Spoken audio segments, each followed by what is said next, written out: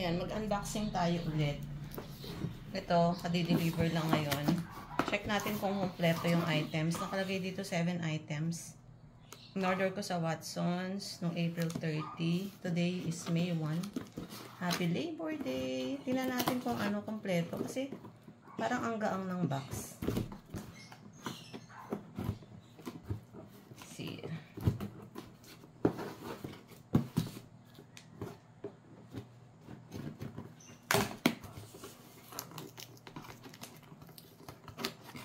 Parang ang gaang ng box eh. Supposedly meron akong ano yata dito eh. Meron akong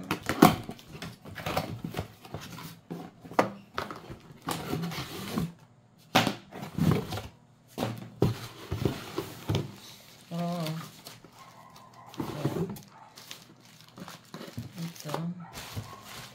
Ay, maliit lang pala to. Wala ko buy one take one to.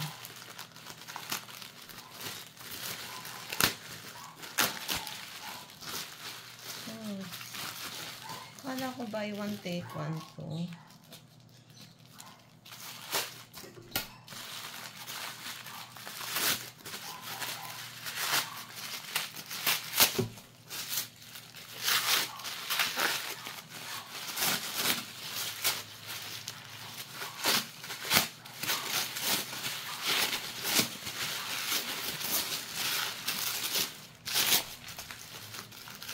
Ay, hindi pala to buy one take one guys. Akala ko buy one take one. Bumili ako ng dito.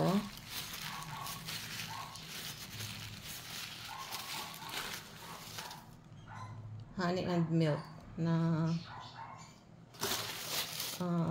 hand soap. Ayan. Akala ko buy one take one. Then, bumili rin ako ng mga hair color. Ito yung mga gusto kong hair color. Yung Bijan. Kasi, matagal siyang matanggal. Tapos, mura lang. Iyan ko tong Bijan eh. This is, tawag dito. 75 pesos each. 75 pesos each. Ang kulay nito is natural warm brown. Tapos, ito, dark brown naman. Ano kasi, pag yung mga ibang ginagamit ko na mas mamahalin, hindi masyadong nagkukulay sa buhok ko. Tapos, madali pang matanggal yung color. Eh, yan. Hindi nagda-dry ang buhok ko sa ano, hindi nagda-dry ang buhok ko sa Bijan. Kahit ginagamit ko siya regularly. Kaya, ito, mas gusto kong gamitin ang Bijan na nakabox na ganito. Ito lang oh, akala ko ano to, akala ko buy one take one, $1.99. Anyway, that's it. Ayun. So, hindi ako mapakali dito sa aking hand soap. So, I thought this is buy one take one for 199 pesos. So, nag-message ako sa customer service ng Watsons.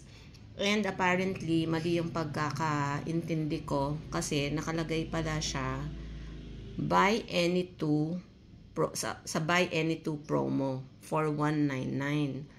So, dapat pala dalawa yung kinuha ko or in order ko for 199. Nakala ko kasi medyo na-confuse ako.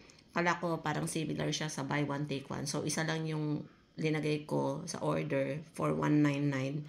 And I thought na may kasama na siyang additional na isa. Parang buy one take one. So, siguro yun lang yung lesson na gusto kong i-share sa inyo.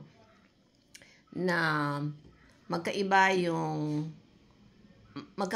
mga promo. So, in this case, I think it's a misunderstanding on my part. Hindi ko masyadong naintindihan yung promo nila. Sabi naman sa akin ng customer care, pwede akong mag-request ng return refund. Kaya lang, hindi ko na siya return kasi admittedly, it's my fault naman. So yun lang. I just want to give you an update doon sa concern ko na I thought buy one take one, pero bakit isa lang tong na-receive ko na honey and milk na hand wash.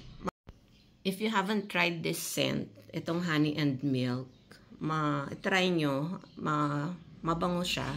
Kaya ito yung favorite ko na scent or yung variety ng hand wash na nabibili ko sa Watsons. So, ayan lang. Yun lang yung aking gusto i-update sa inyo. Learning sa akin na kailangan talaga intindihin maigi yung mga promo nila, yung mga description ng mga items. Kasi sayang naman yung isa ko pang item supposedly na nakuha. Kung binasa ko lang ng maigi yung description nitong binili nating products today.